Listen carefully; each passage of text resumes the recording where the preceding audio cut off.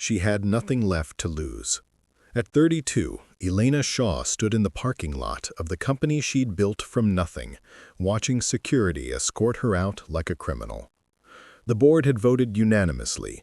Her own investors, the people she'd trusted with her vision, had orchestrated the perfect betrayal. They wanted her innovation without her voice, her ideas without her presence. But what they didn't know was that Elena had walked away before. 7 years ago, she'd left behind a different life, a different name, and a secret so devastating that even now, standing in the rain with a cardboard box of personal belongings, she couldn't let herself remember. The irony wasn't lost on her. She'd spent nearly a decade running from her past, only to have her present stolen from under her feet. What Elena didn't realize, as she drove away from that glass building for the last time, was the destiny had been tracking her movements all along. And sometimes, the universe doesn't let you run. Sometimes it makes you turn around and face everything you've been hiding from. 3 days after her termination, Elena's apartment felt like a prison. The silence was suffocating. No morning meetings, no urgent emails, no validation that she existed in any meaningful way. Her phone buzzed occasionally, former colleagues offering hollow sympathy, journalists seeking comments she refused to give. She'd become a cautionary tale overnight, the ambitious founder who trusted the wrong people. Marcus Chen had been her co-founder, her closest friend, the person who'd believed in her vision when everyone else called her crazy. They had worked 18-hour days together, survived 3 near bankruptcies, celebrated every small victory with cheap champagne in their cramped office. She had been the architect of their revolutionary AI platform, the technical genius who'd solved problems that billion-dollar companies couldn't crack. But Marcus had been the charmer, the networker, the one who brought in the investors. And somewhere along the way, he'd started to believe his own press. The investors loved him, his charisma, his confidence, his ability to make anything sound inevitable. They saw Elena as the difficult one, too focused on ethics, too concerned about the implications of their technology. The final board meeting had been a masterclass in manipulation.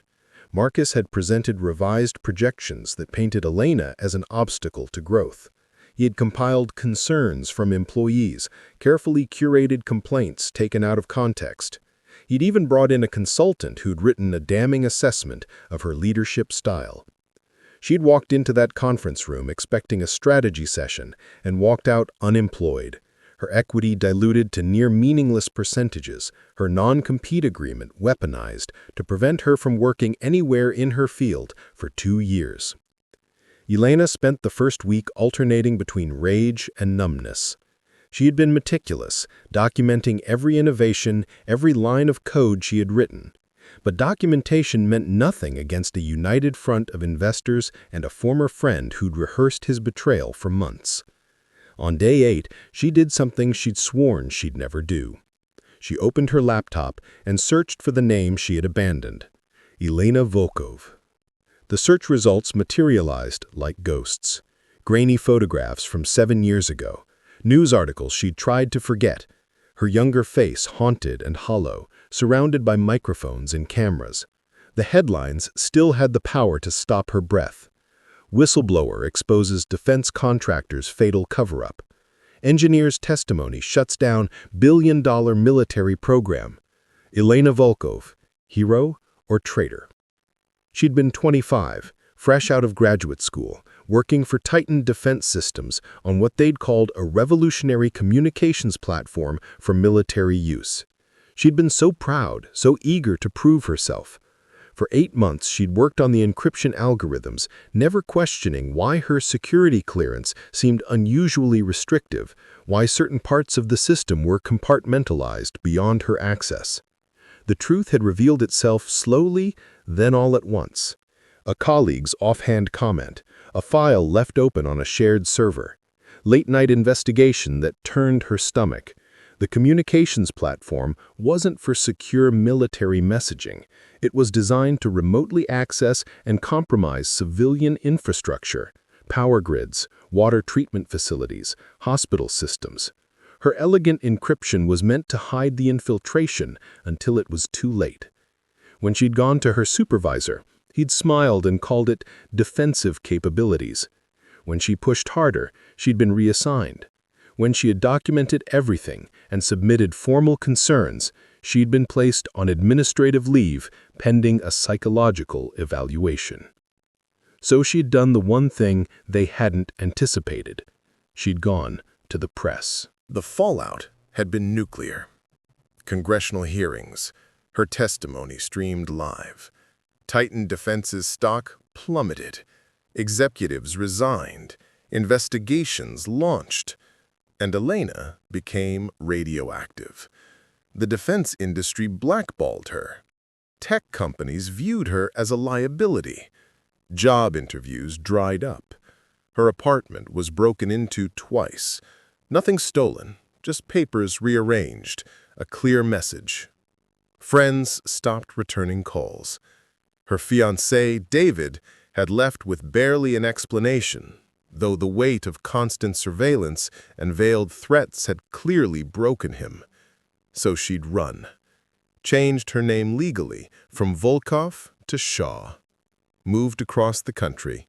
Started over with a new identity, new credentials, a gap in her resume explained as freelance consulting.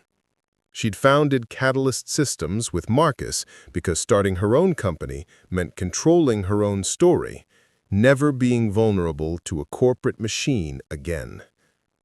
Except, she'd traded one betrayal for another. Elena closed the laptop, her hands trembling. The woman in those old photographs looked like a stranger, idealistic, furious, righteous. That woman had believed in truth. This woman, 7 years later, just felt tired. Her phone rang. Unknown number. She almost didn't answer. Miss Shaw, or should I say, Miss Volkov. The voice was unfamiliar, male, with a slight accent. Please don't hang up. My name is Dr. James Reeves. I work for the Congressional Oversight Committee on Emerging Technologies. We've been following your recent situation. Elena's blood went cold. I have nothing to say. I'm not calling about Catalyst Systems, Dr. Reeves said quickly. I'm calling because 3 weeks ago, we became aware of a critical vulnerability in infrastructure security protocols, a vulnerability that matches exactly the system architecture you exposed 7 years ago. Someone has resurrected your work, Ms. Volkov, and this time, they're not preparing defensive capabilities. They're preparing an attack. The meeting location was paranoid-level secure. A nondescript office building in Arlington, swept for surveillance devices, guards who checked her identification 3 times. Dr. Reeves was younger than she had imagined, maybe 40, with the exhausted eyes of someone carrying terrible secrets.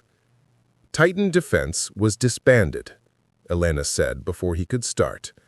Their technology was destroyed. I made sure of it. Most of it was, Dr. Reeves agreed, pulling up files on a secure tablet. But not all. Someone inside Titan had backed up core components of the system. We don't know who, and we don't know how long they've had it. What we do know is that 6 months ago, traces of that code started appearing in dark web markets, modified, improved, weaponized in ways even the original Titan team hadn't imagined. He showed her technical diagrams. Her encryption protocols, but evolved, more sophisticated. Her architecture, but adapted for a distributed network that would be nearly impossible to trace. It was like seeing her own face in a funhouse mirror, recognizable but twisted into something monstrous. Why are you telling me this? Elena asked, though she already knew. Because you're the only person alive who truly understands how this system works at its core. You built it, you exposed it, you know its weaknesses. I walked away from this world. I built a new life. A life that just imploded, Dr. Reeves pointed out gently. Miss Shaw, I've read everything about you, both versions of you. You're brilliant, you're principled, and right now, you're angry. I'm offering you a chance to turn that anger into something meaningful. Elena stared at the technical diagrams. 7 years ago, she destroyed her career to stop this technology. Now it had resurfaced, and she was the only one who could stop it again. The irony was almost poetic. "There's something else you should know," Dr. Reeves added, hesitating. "We've identified several potential targets if this attack is launched. Critical infrastructure, just as you'd feared. But there's one target that appeared more recently on our radar." He pulled up another file. "Catalyst Systems, your former company." Aleda's head snapped up. "What?" "Marcus Chen has been in preliminary discussions with several government agencies about Catalyst's AI platform, specifically its applications in threat detection and cybersecurity. If someone wanted to demonstrate the power of this resurrected Titan technology, taking down an emerging cybersecurity company would send a powerful message." He paused. "All those employees, all that data, your life's work, Miss Shaw, gone." The room seemed to tilt. Marcus had betrayed her, yes, but the team, the engineers who'd believed in her vision, the young programmers who'd taken a chance on a startup, they were innocent. And the technology she'd built, flawed as the company had become, was genuinely designed to protect people. "So what are you asking me to do?" Elena said quietly. "Help us find whoever has this code," Dr. Reeves said. "Work with our team, use your knowledge to identify the vulnerabilities before they can be exploited. You'd be operating in a classified capacity. It wouldn't be public, but it would matter." "And my non-compete agreement with Catalyst, my blackballed reputation. This work would fall under national security parameters. Your non-compete becomes irrelevant. As for your reputation," Dr. Reeves smiled slightly, "7 years ago, half the country called you a traitor, the other half called you a hero. Both were wrong. You were just someone doing what was right when it was terrifyingly difficult. That's all I'm asking you to do again." Elena thought about the woman in those old photographs, the one who'd believed in truth even when it cost everything. She'd spent 7 years running from that woman, trying to be someone safer, someone more palatable, someone who could build success without controversy. And where had it gotten her? Betrayed by someone she trusted, cast out of her own company, sitting in her apartment, alone, wondering if any of it had mattered. Maybe destiny wasn't about running forward or backward. Maybe it was about standing still and facing the fire. "I'll need full access to your threat assessment data, complete autonomy in my methods. And if we stop this, if we prevent this attack, I want something in return. Name it. I want my testimony from 7 years ago unsealed and declassified. Every detail I exposed about Titan defense. The public had a right to know then, and they have a right to know now. No more classified redactions, no more government protecting corporate interests. Full transparency." Dr. Reeves was quiet for a long moment. "That's ambitious. That's my price." He studied her face, then nodded slowly.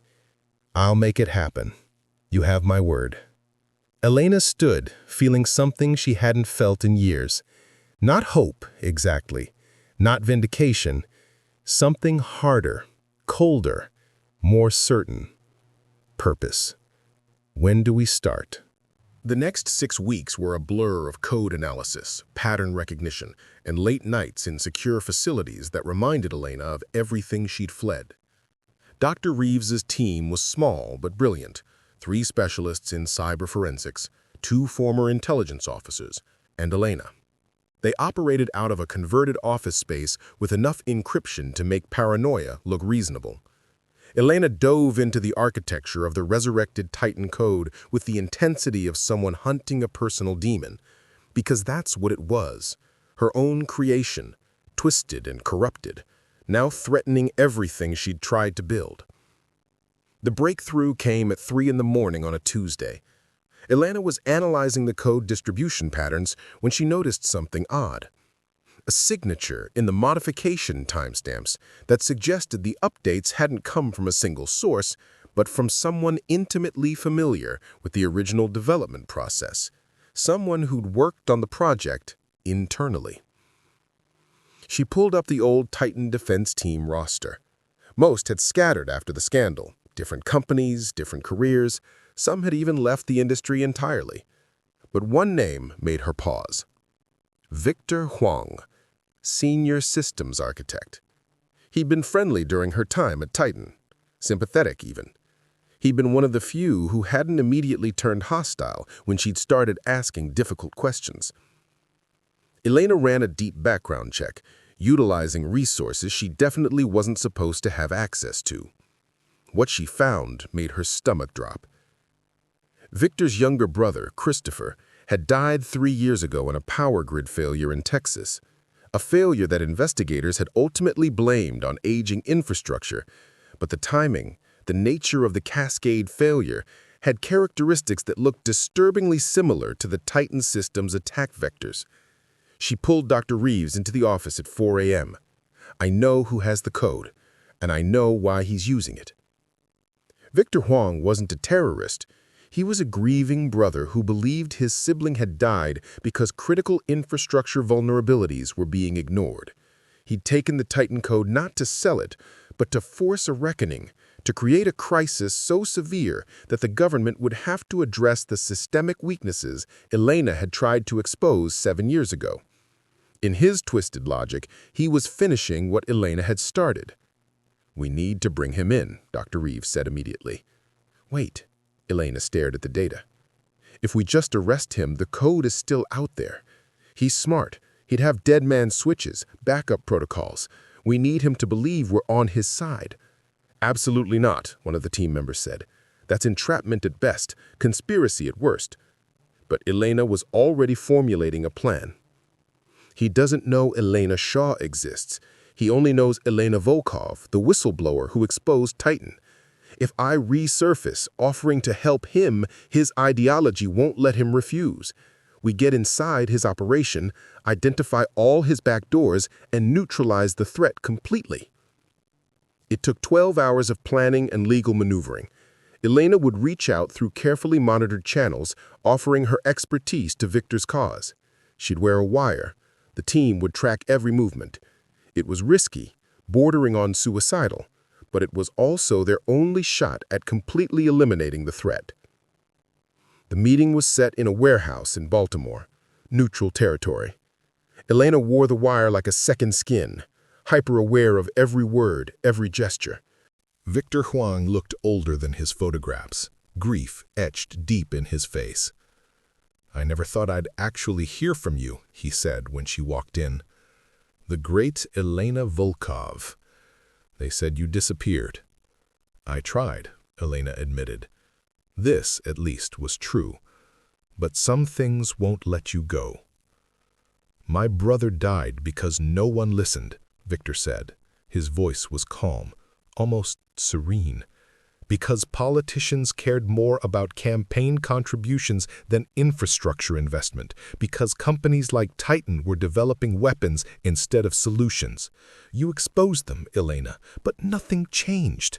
The hearings happened, the executives resigned, and then everyone just moved on." "So you're going to make them pay attention," Elena said. "I'm going to save lives," Victor corrected, "by showing them exactly how vulnerable they are. One coordinated attack, minimal casualties, maximum impact. And then, when they're scrambling to understand what happened, I'll release everything, all the documentation, all the evidence of how easily their precious infrastructure can fall." Elena felt the wire against her skin. Every word was being recorded. But she also felt something unexpected. A terrible understanding. Victor wasn't wrong about the problem. He was just catastrophically wrong about the solution.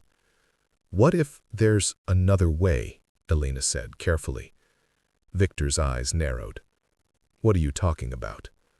What if, instead of an attack, we do what I did 7 years ago, but bigger? We expose not just one company, but the entire systemic failure. We bring together every vulnerability assessment, every ignored warning, every compromised system. We make it impossible to ignore. I tried that, Victor said bitterly. After Christopher died, I filed reports, I testified at local hearings. No one cared. Because you were one person, Elena said. But what if it was dozens, hundreds? What if we built a coalition of engineers, whistleblowers, ethical hackers, everyone who's seen these problems and been silenced? What if we made it a movement instead of a moment? She could see him wavering. Behind her calm exterior, her heart was racing. She had no idea if such a thing was even possible, but she had to give him an alternative to mass destruction. They'll stop us, Victor said, just like they stopped you. They stopped me when I was alone, but we don't have to be alone anymore. The silence stretched. Elena could hear her own pulse in her ears. And then Victor did something unexpected. He smiled sadly. You're wearing a wire, aren't you? Elena's blood turned to ice. It's okay, Victor said. I knew you would be. I knew as soon as you contacted me that it was either a trap or something more complicated. You want to know the truth? He pulled out his phone, showed her a screen. I never had the capacity to launch the attack. The code exists, yes. The vulnerabilities are real, but I don't have the resources, the network, the infrastructure. I'm one grieving programmer, Elena, not a terrorist mastermind. Then why? Because I needed someone to care, Victor said simply. I needed the government to take this seriously. If they thought a real attack was imminent, they'd finally allocate resources, investigate the vulnerabilities, fix what's broken. I was never going to hurt anyone. I was just trying to make them pay attention. Elena stared at him.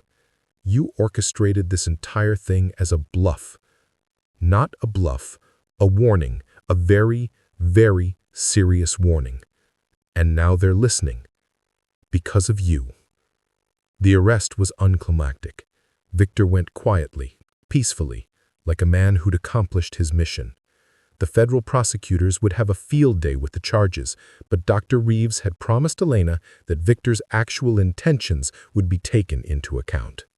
3 months later, Elena stood in a congressional hearing room, different from the one 7 years ago, but the same desperate energy. This time, though, she wasn't alone.